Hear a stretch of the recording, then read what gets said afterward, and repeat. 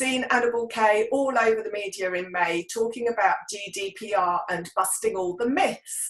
So we're honoured to have her in an exclusive interview for readers of my Writing Without Waffle newsletter, and I'm going to fire some questions at her, which are the ones that seem to be the most commonly asked when it comes to this new data protection legislation.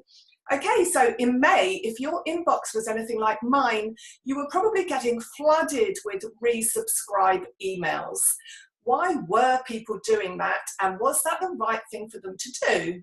Some people needed to do it and some people didn't, and everybody got in a complete muddle about it.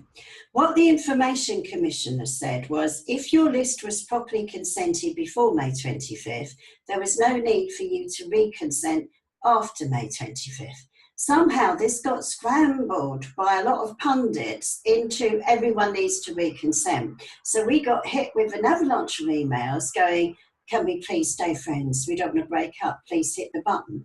And about a third to a half of those were completely unnecessary. People obviously were erring on the side of caution, and there was a lot of anxiety and panic out there. And I'm quite concerned that a lot of people have trashed their lists as a result.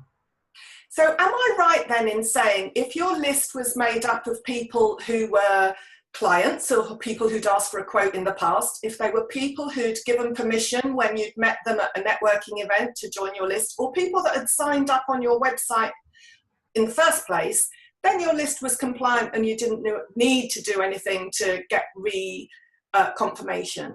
Yes, if that was how your list was. I think the problem most of us had was we'd also got on the same list people that perhaps we'd been a bit naughty and stuck on after a networking event or whatever.